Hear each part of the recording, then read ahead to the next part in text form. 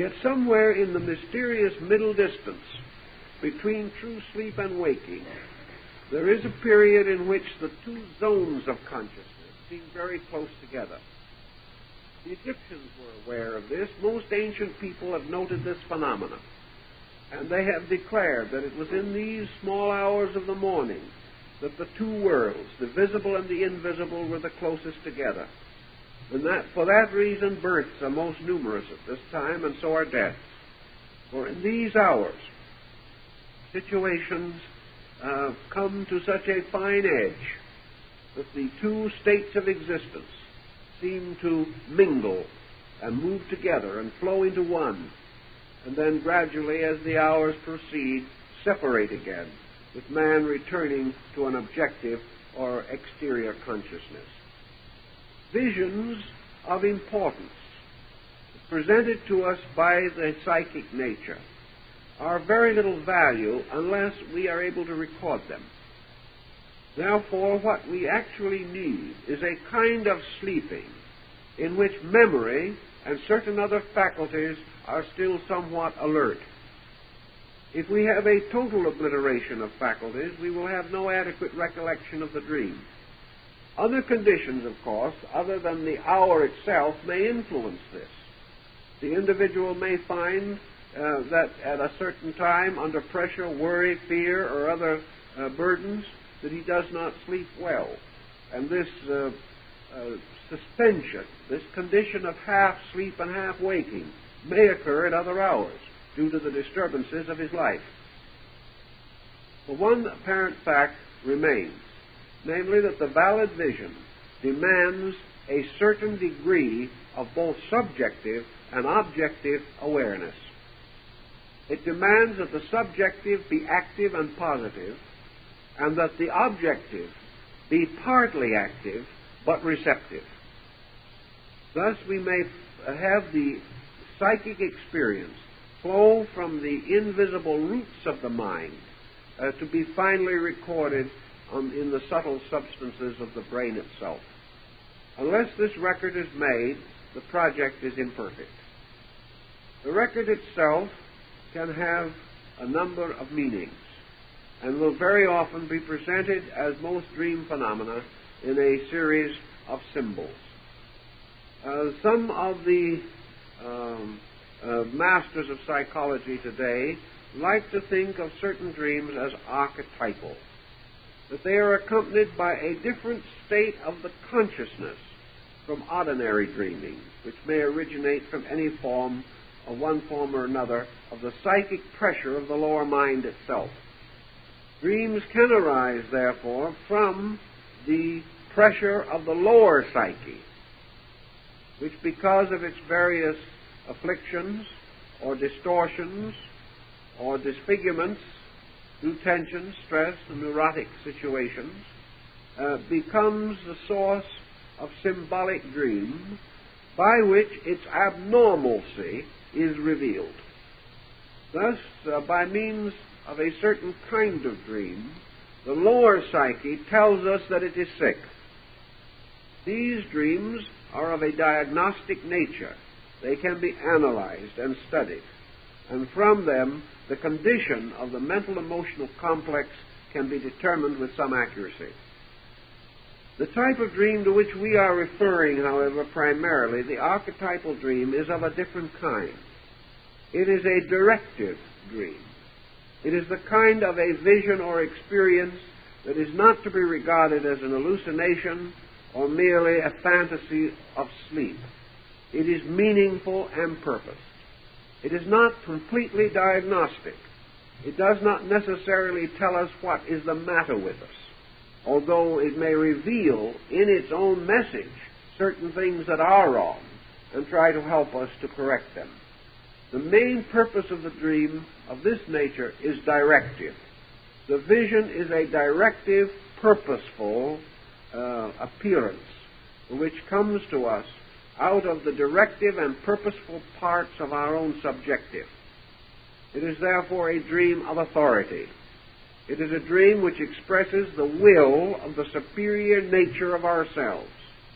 And as this superior nature is more aware of truth or more aware of reality than we are, it is customary to consider that such dreams as this are also indicative of the will of God, or the will of truth, or the manifestation of those laws which must be kept, those principles which cannot be violated.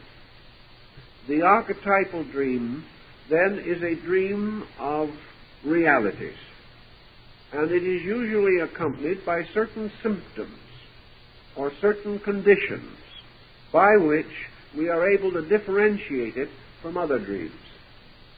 Archetypal dreams are often described by the person who has them as waking experiences. The person is loath to believe that he is asleep. He is inclined to feel that he awakened before this vision appeared.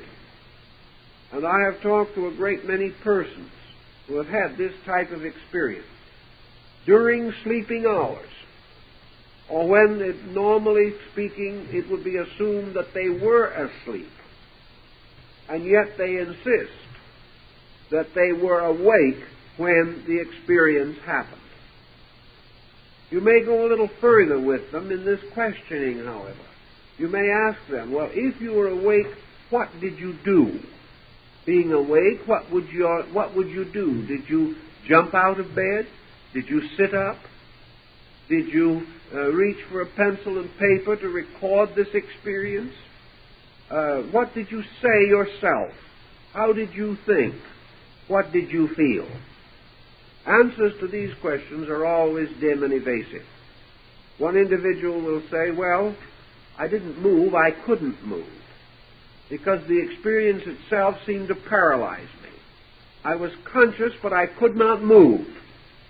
Another one will say, well, my eyes were open, I could see, I know I could see because I closed my eyes, and when I closed my eyes, the vision wasn't there. Therefore, it had to have been something that had a solidity outside of myself.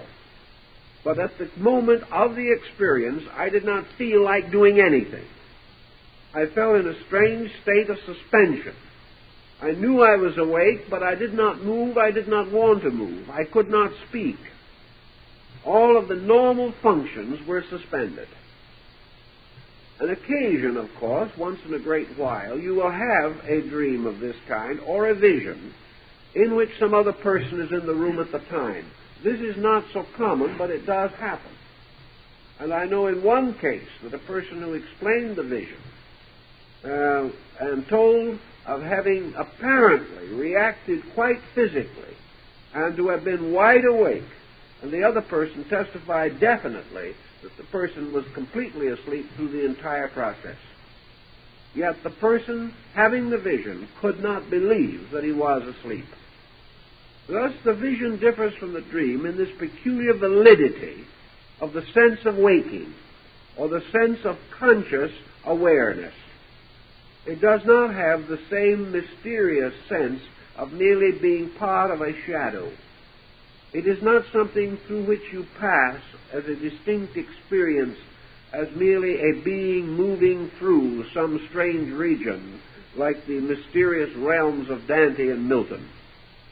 The vision experience is one in which something happens to you. You know about it. You sense it. It is meaningful. Often also the vision or circumstance of this nature is preceded by some rather mysterious situation. It is frequently preceded by a sense of extreme coldness or chill. And those who have recorded visions other than at night, who apparently have been picked up into a vision state while sitting at a table or while reading a book or something of this nature, nearly always report the sense of chill. They report a change in the atmosphere around them. What they are really telling us, of course, is a change in the circulation of their own bodies. The circulation seems to retire from the periphery and to center around certain vital areas of consciousness. This is something that is common to man in danger of shock. And very often a person subjected to a sudden danger has the sense of chill. Also, certain types of illness produce this feeling, which is generally regarded as a poor symptom. Actually, however, this sense of chill seems to be one way in which the individual tries to express or explain something which happens in sleep, but of which he is not aware when in the normal sleeping state, namely the tendency of the temperature of the body to lower. Most of those who have had visions, for instance, as we said, at tables or sitting outdoors under a tree watching the scenery or something of that nature, most persons reporting such visions also describe a certain sense of haziness, the approach of something resembling sleep. They are nodding, they are not fully objectively aware, they are not usually engaged in any active enterprise at that moment. They are resting, taking it easy, contemplating, or absorbed in some thought or study. In these moments, this mysterious pattern takes hold, and we find the individual suddenly receiving a tremendous impulse from within his own consciousness. Now, we all know, of course, that things seen around us in the physical world do not enter the brain and are not recorded as things seen. The material objective environment in which we live is carried into the brain in the form of impulses. We do not carry a picture of the chair, of this microphone, into the brain, although we appear to see it there. The eye picks up a certain image, transforms it into vibratory waves, and transfers these waves to the brain where they reassemble in the form of the object. This means that the form-creating process is also in the brain, and that vibrations striking the brain are or can be transformed into images by the processes of the brain itself. This means that an image projected from the interior part of man's psychic life and impressed upon the brain can take form there, can take image and likeness there, and can appear to be just as real and certain as any physical thing which the individual can see. A proof of this process is, of course, hypnosis. For in hypnosis, an imaginary person, or a person suggested into existence by the hypnotist, may be placed among a group of real persons, and the individual seeing the real persons will at the same time see a person existing only in his own mind. That person will fit completely into the scenery and landscape, will be just as natural in appearance as the others. There will be no way in which the person under hypnotic pressure can determine the difference between a real person and this other person.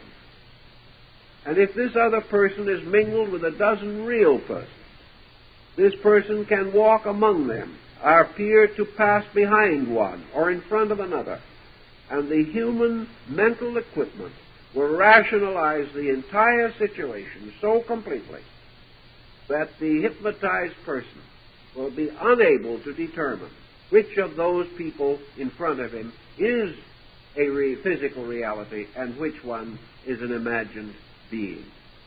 In the same way, the hypnotist can block out one person from a group, so that of 12 persons, 11 will be visible and the 12th invisible. And this invisible person will be in the room with all the others, talking with them, conversing with them, walking among them, and be totally invisible. Because the entire situation is controlled from the brain itself, and not by the sensory perceptions as we know them. Thus, in a dream or in a vision, forms are engendered in the brain as the result of vibratory mental image patterns. Now, we may ask what these image patterns might be that would cause this kind of a formation within the consciousness of the person. There are as yet no absolutely conclusive processes formularized. But the process seems to be this: all thought, whether it arises from observation or whether it arises from internal processes, all thought is vibration. Thoughts have within themselves their own vibratory patterns and images. A thought or an impression pressed upon the mind and transferred from the mind to the brain must there clothe itself in the available materials from which the brain can derive its images. The brain cannot derive its images from any material which is not within its range of perception and reflection. In other words, if the brain of man is going to interpret any symbol or energy, or to give form to any abstract idea, it must clothe that abstraction in something which the brain itself has objectively experienced. It is perfectly possible, therefore, for the brain to bestow any form with which it is familiar, but no form with which it is not familiar. The most abstract form that the brain apparently is capable of bestowing is simply light. The most abstract negation is darkness. Therefore, things otherwise beyond formation, beyond any experience by which form can be implied, have the tendency to appear as light, have the tendency to appear also as simple geometrical patterns arising in light or composed of light. These geometrical patterns are derived from basic psychic archetypes, but they must also exist in this world in order for the brain to be able to register them. At a very primitive time in man's experience, his own mental processes apparently attempted to create a differentiating procedure by means of which things natural could in some way be mentally separated from things supernatural. The brain unable to experience a supernatural thing or to give form to a thing formless as far as faculties and perceptions are concerned, hit upon a strategy which has since been distributed throughout society.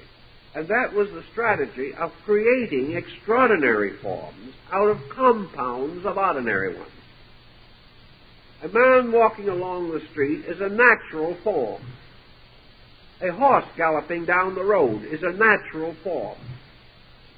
Yet how shall we suddenly create out of this situation the instrument of an unnatural form, a form by which we could appear to convey something that is not of this world?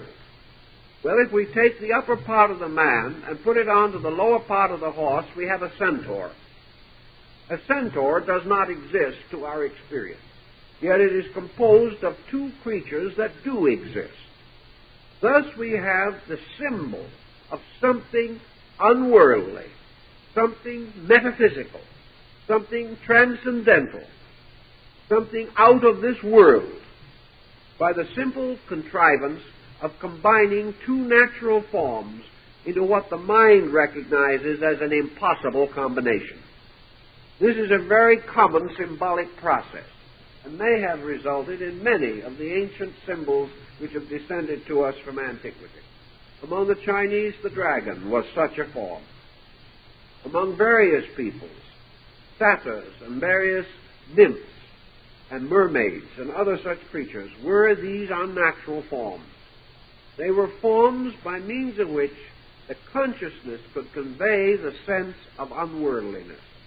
This is still used in the medicine rituals of primitive peoples, in the mask cult, where the individual becomes superhuman by wearing a mask which completely conceals his natural features and conveys the impression of a monstrous or unnatural being. The brain, therefore, seems to hit upon this contrivance Perhaps if it could not or did not, we would never have developed these cults among men. But they do exist and are in very common knowledge throughout the world. They represent unworldliness produced by distortion. Michelangelo recognized this in art, and we know that his great figure of Moses gains its tremendous authority by its deformity. For if this figure stood up, it would be in completely disproportion. But this we do not recognize, rather receiving a certain impact of unworldliness. The distortion has not been carried to the degree of the grotesque. It has simply broken our common acceptances of what constituted humanity, what constituted ordinary things. Oriental artists achieved the same effect by representing deities as of great size, and human beings associated with them as small figures beside them. Here, the giganticness creates the unworldliness. So in the subconscious vision dream sequences, as for instance in the Apocalypse, we have the introduction of a number of mysterious composite creatures becoming symbols of ideas, means by which the brain, in receiving impulses, is able to combine abstractions and make them available to us through symbolic forms. The interpretation of these symbols and the mysterious meanings which they have remind us, of course, of the mysterious interpretation of the great figure in Nebuchadnezzar's dream. Here the king dreamt of this extraordinary figure with head of gold and feet of clay, and of the stone which was cast against its feet, and the image collapsed. And all of the soothsayers and interpreters of dreams and visions were invited to come and explain this strange dream. And finally the prophet did so, and gained great distinction in the land.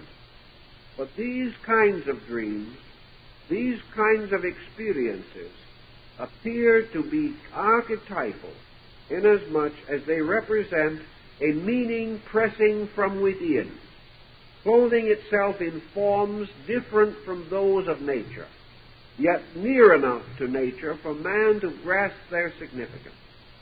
Now, it is another peculiarity of this type of vision that the meaning or the explanation is frequently communicated with the form.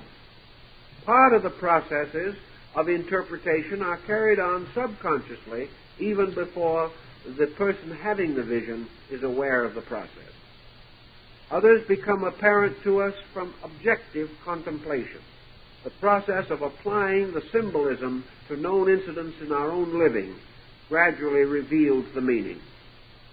In any event, your archetypal dream, making use of innumerable subconscious contrivances, it takes form in the brain, takes form within the consciousness of the individual, and is projected from there in one way or another.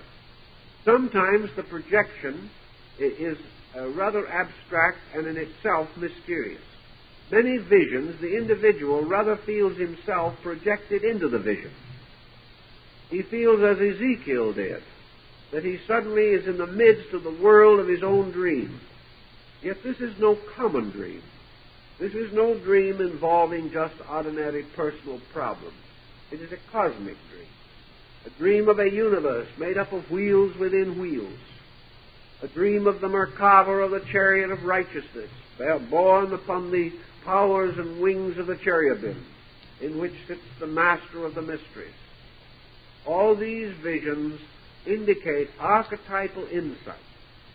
They represent some psychic truth, some message trying to break through into objectivity, some manner of communicating the abstract to faculties which are unable to receive the pressure of the direct abstract. The brain taking hold, for instance, of a form must be able to associate this form with a pattern or symbol. This was one of the great difficulties recorded in the development of primitive writing. Ancient peoples were able very early to develop symbols representing objects. They were able, for example, to tie symbols to certain gentle processes of man. The Egyptians, for example, when they wished to indicate walking, made pictures of feet. This seemed to be quite consistent. And, of course, in the early days, they made it even simpler by indicating the direction of the journey by the direction of the feet. It seemed to be very, very necessary. Our friends down in Central America, during their ancient period of developing written language, went further than feet. They made little footsteps as though in sand, drawn upon their manuscripts. And these footsteps led from the symbol of one town to the symbol of another town, and indicated that a journey had been made from one place to another. This was not impossible. They also had excellent manners of incorporating known forms in symbolism. The Chinese had the same method. The Egyptians, when they wished to describe a cat, drew a picture of it. When they wanted to discuss a vulture, they drew a picture of it. The ancient peoples of other lands did the same thing. The Chinese ideoglyph for a horse has 4 long strokes at the bottom indicating legs, and was originally a picture of the horse. In the course of time, and perhaps with the decay of artistry, it was no longer entirely convenient to draw a full horse every time you wanted to write about one. So gradually the glyph was simplified. But in the beginning, all of these forms were derived from nature. Then your ancient writer ran against his big problem. How was he to make pictures of things that were not visible? How could he make pictures of ideas? How could he draw a picture of virtue? Virtue didn't look like a cat or a dog. Virtue didn't have a nice, neat shape like a building or a house, nor did it shine like a star which could be represented by rays. Virtue was a quality. Honesty was a quality. Death was more than a quality, because you could indicate death by having a living thing lying down, indicating that it had ceased to live. But you couldn't just do that with virtue. Also, you had very grave trouble with verb forms, action of various kinds. Ordinary action you could understand. But if this action involved a very complicated procedure of some kind, the ingenuity of the artist and the ability of the beholder to correctly translate the art, both were stretched beyond a reasonable degree. There was very little way in which these abstractions could be represented. Therefore, gradually man had to develop abstract forms to represent abstract powers. These forms could not simply be shown to someone. He had to receive the key to their meaning.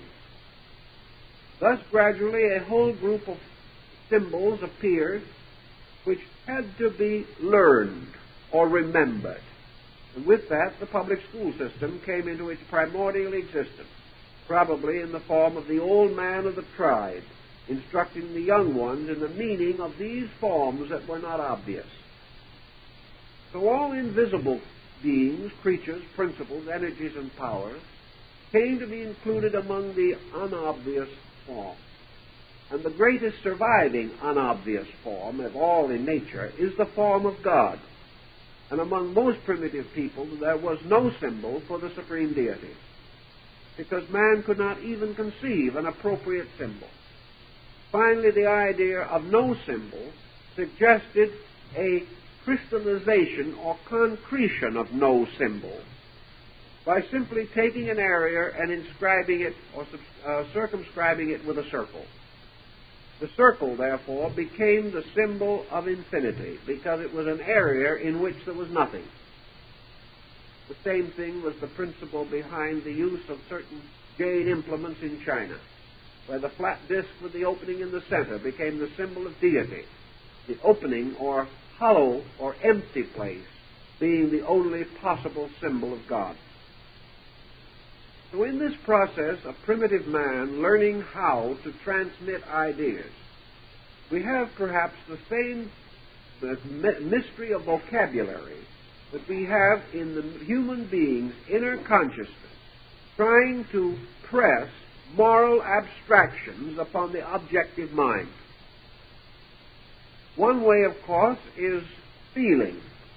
But here again, although feeling is an older sensory perception than sight, it is less specific.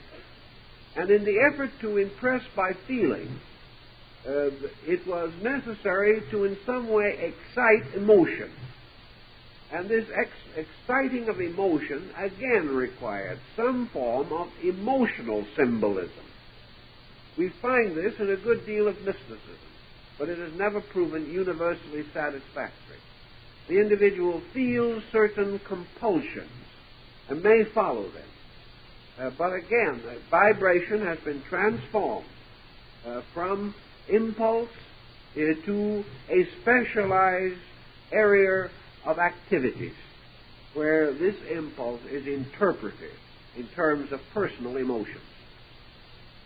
The point that I want to make primarily is that just as surely as outside symbols and thought enter into the brain through the perception, they are reintegrated into patterns. These patterns in turn subjected to further rationalization leading to comprehension. So that comprehension and recognition and acceptance is due largely to a series of related impulses combining to form one basic concept. It's just the same type of thing as Immanuel Kant gives us in his example of how we know that an apple is an apple. We certainly must know this by the use of many faculties and powers carrying their common report to a center in the brain where the puzzle is solved instantly and all the parts are fitted together. And if a major part is not present, then we are not certain that it is an apple. If some major necessary element does not contribute to the final project, our certainty is not adequate or not true. We must then go back, look again, touch again, smell again, taste again to make sure that it is an apple. All of this process is in one direction, from the outer world into the core of man. The opposite motion is from a superior state above and beyond man, downward into the core of man. It is as though man's psychic nature was like the middle place in an hourglass. Energies moving from above enter the brain and have their impressions. Images moving from below enter the brain and have their impressions.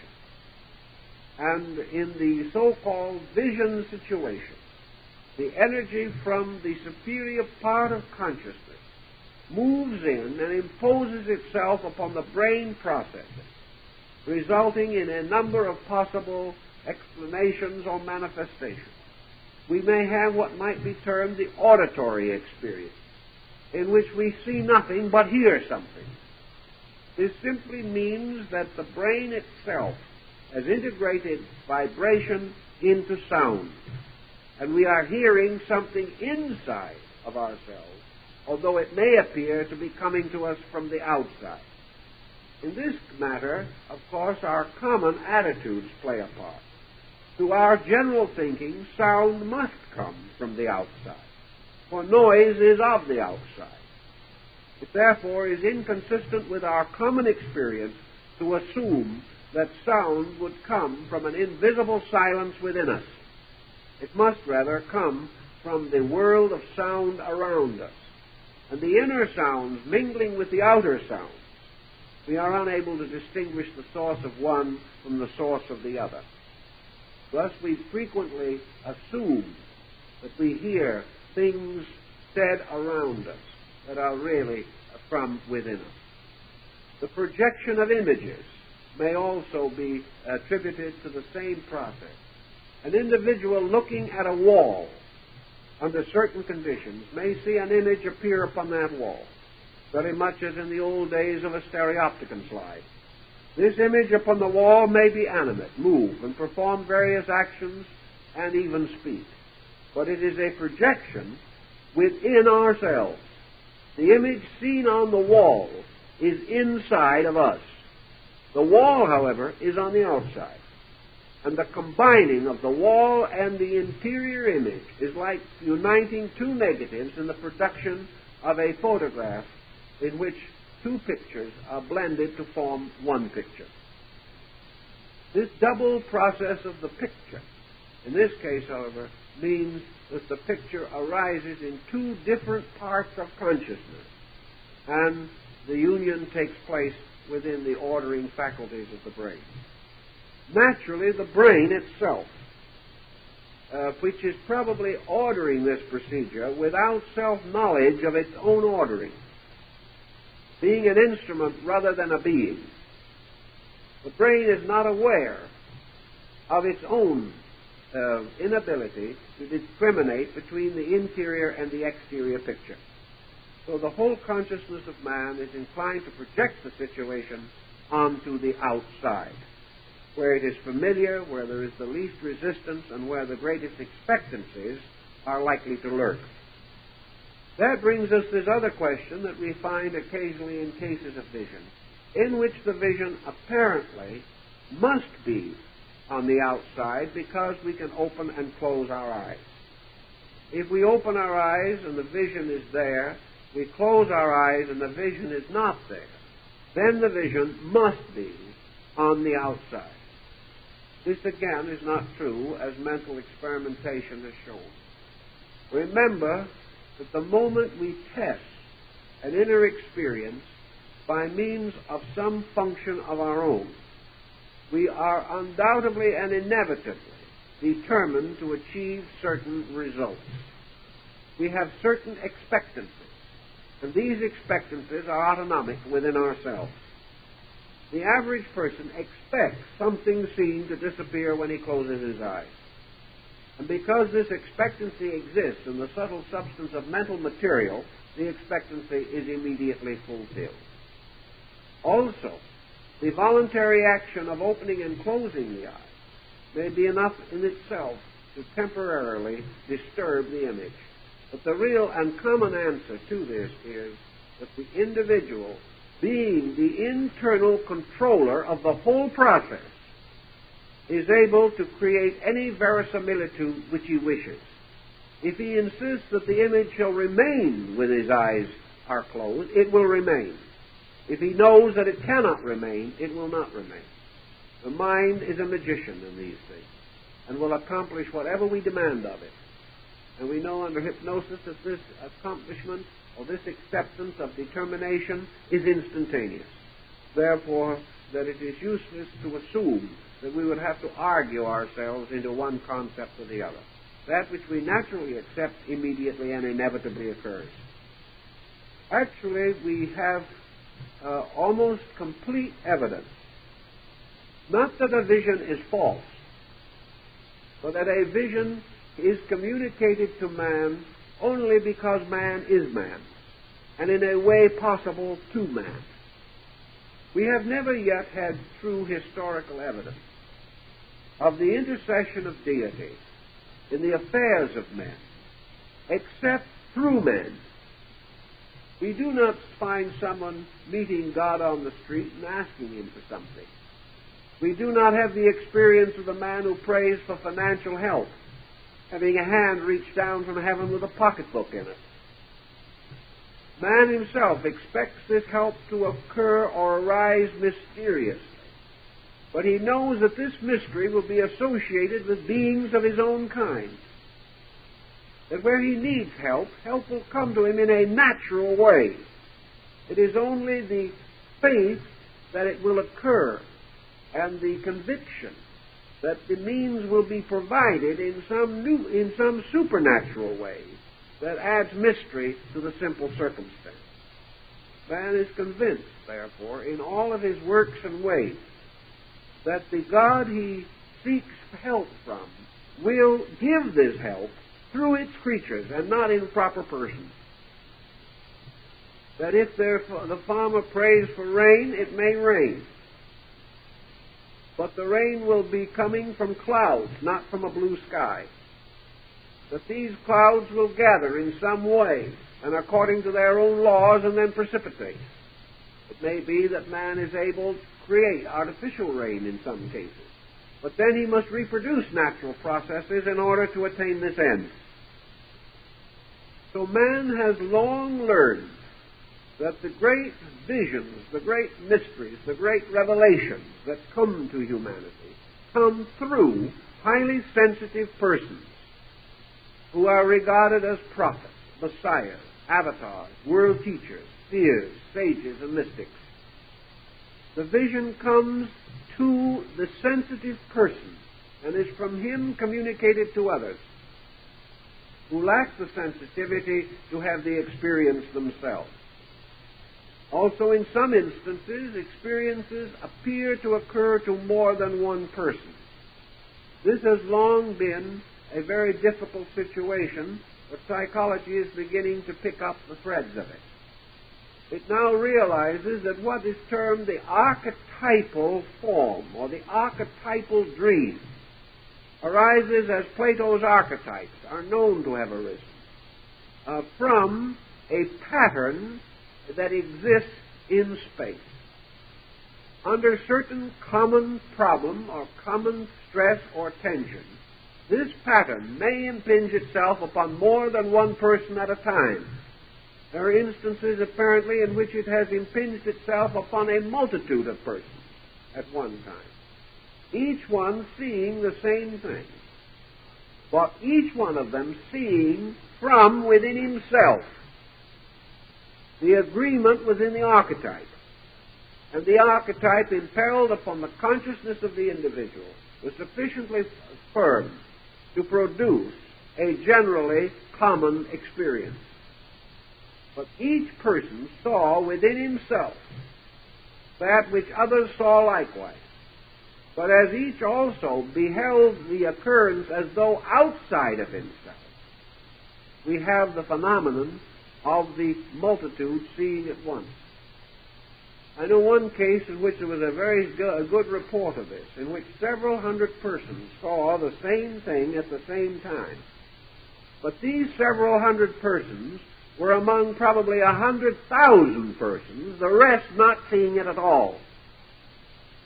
Now, had the event been completely a physical, optical experience, all persons, except perhaps a very small group, highly defective in their optical equipment, would have seen it. But where 7 men standing along the side of a ship all see a phantom ship, but 7 more men standing alongside of them see nothing, we must assume rather that an archetype of some kind has impressed those 7 men. It is the only way in which we can seriously seek to solve the problem. For if the ship had actually been there and had been equally visible to all persons with equal optical equipment, they would all have seen it. Thus the vision as archetype may impinge itself upon more than one person. And there is indication, as in what are called the apocalyptical visions, that an archetype in nature gradually develops or unfolds to a degree of almost completeness, so that this archetype has a highly involved symbolism of its own. But the archetypal symbols are set within the function of a universal mind, operating similar to man's mind, but also in the process of transforming abstractions into orderly symbolic patterns. Under certain problems or processes, these collective archetypes can be impressed upon a number of minds simultaneously, and minds of a certain degree of sensitivity or receptivity will receive them, whereas other minds will not.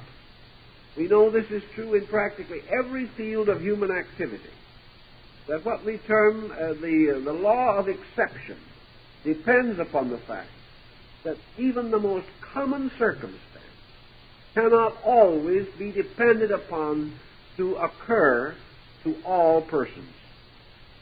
A certain remedy against an ailment may cure 90 cases and leave 10 untouched. Or a new drug may help 50 people, injure 20, and have no effect upon 30. The reasons for these differences lie within the person and not within the drug. The drug is an inanimate, impersonal thing, but it has to operate upon animate, personalized creatures, and their reactions depend upon themselves.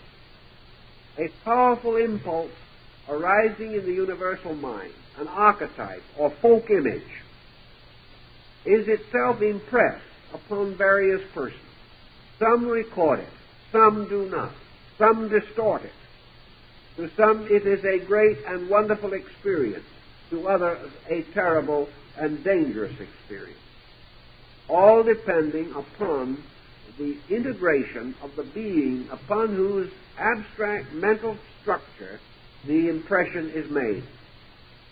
Generally speaking, then, I think we can say that the vision, generally and universally, is nature's method of conveying some form of knowledge, some form of knowing, beyond the normal capacity of the individual to comprehend. To do this, several factors are introduced. One is shock or stress, by which the entire experience is made important, as being unusual, unique, or totally different. The second important factor is that it occurs and appears to occur to this person himself.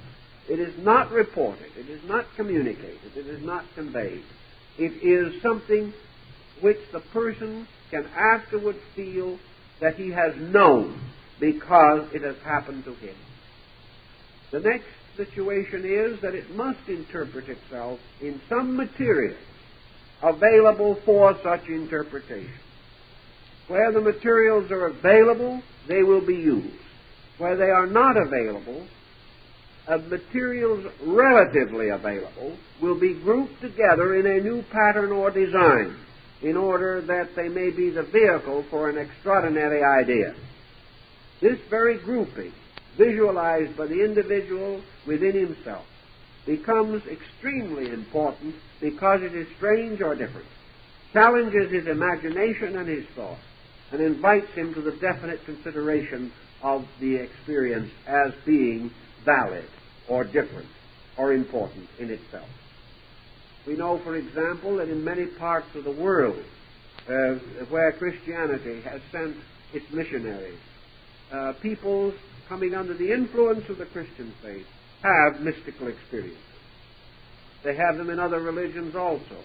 But the point of interest is that nearly always where a person of one of these other groups has a vision relating to Christianity, this vision is always invested in the forms natural to that person. Mystics of China, for instance, who have had visions of Jesus, have drawn pictures of their visions, and in their visions, Jesus was always Chinese.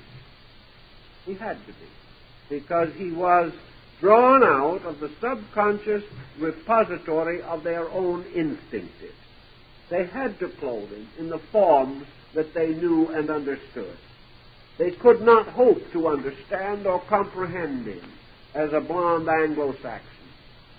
They had no knowledge or acquaintance with such people. If, however, these Chinese later became acquainted with a number of Anglo-Saxons and saw numerous pictures of Jesus, until the subconscious was sufficiently impressed with this symbolism, then the mystical experience might well present him in his basically Anglo-Saxon or Teuton appearance, which probably also is entirely remote from his actual appearance. Because again, it is our archetype, our own racial and national concept, which has become the basis of most of our religious art.